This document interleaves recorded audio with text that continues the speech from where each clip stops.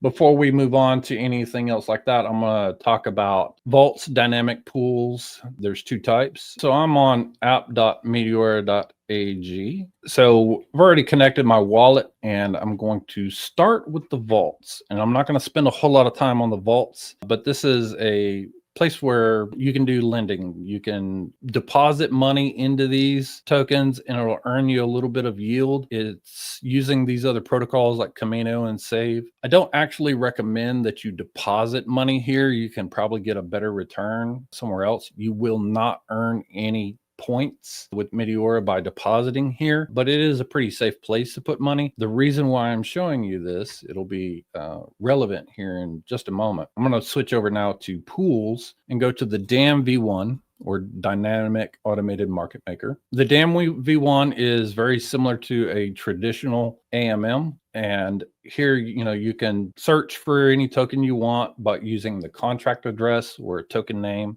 You can have it suggest tokens or pools just based off of tokens you actually hold in your wallet.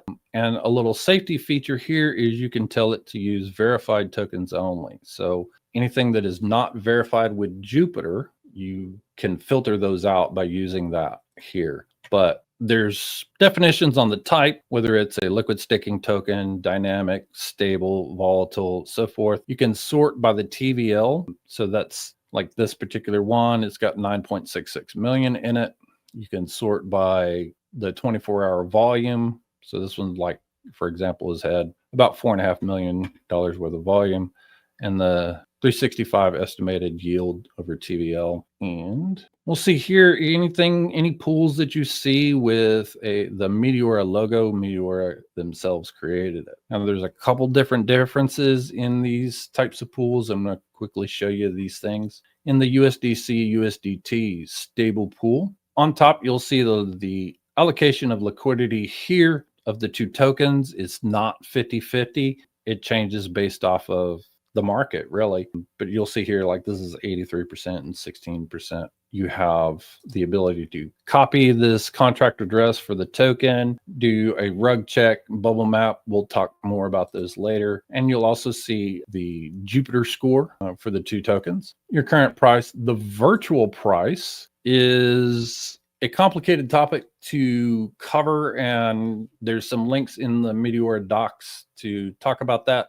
The main thing that you need to understand is that if it's above 1, this is good. It's going to list the 24-hour volume, how much volumes happened in the last 24 hours. The 24-hour fee, this is how much in fees this pool has generated for the liquidity provider in the last 24 hours. And then we have 24-hour yield, and this is different. And this is something unique about the DAMM V1 is any tokens in this pool that are also found in the vaults are earning lending yield. So you don't need to deposit into the vaults to earn yield off of that.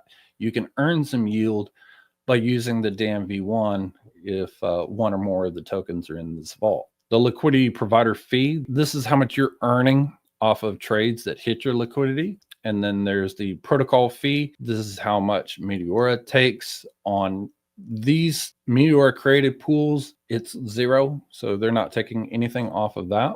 And then we have the AMP, which is also another complicated topic to cover. It's just on stable pools. There's information in the Bootcamp resources in the Meteora documentation that'll tell you more about it. Of course, you've got links to pool charts. So anyway, let's talk about how to deposit. There's 2 different ways to do it.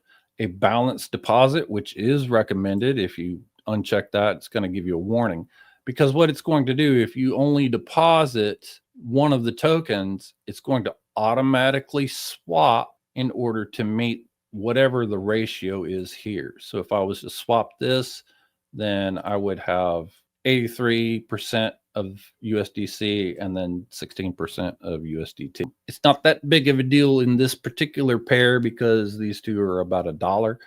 But that's what would happen if we did that. Balance deposit, I'm going to say, give me, and you can actually go here and you can specify a percentage.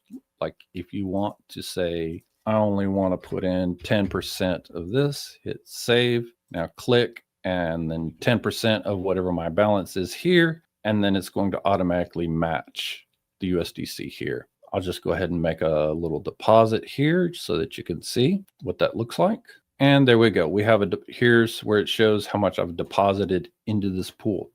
Now, the DAMM V1, all fees and lending yield are automatically compounded back into the pool. You cannot claim them separately. And the only way for you to know how much you've earned is to record yourself how much you deposited versus how much you can withdraw. So you kind of have to do your own math. Now, the DAMM V1 will create an LP token. It'll end up in your wallet. Don't burn this. Don't lose it. It's your receipt. If you burn that LP token, you can never withdraw that liquidity. So just be careful with that whenever you do that. I'm going to leave this money in there for now, but if you were to withdraw, it's as simple as that. You can do an imbalance withdrawal. I'm not sure why you would want to, but you can. So that's that. I'm going to show you something else with dynamic pools, and I'm just going to pick a random one with a meme coin here. So we can see here, we've got a couple warnings on this. It's just telling you this is from Jupiter. It's not a verified token and low organic activity. Here, there is a liquidity provider fee, and on the DAMM V1, it is 20% of that. So that's being charged. So, and that's 20% of the protocol fee.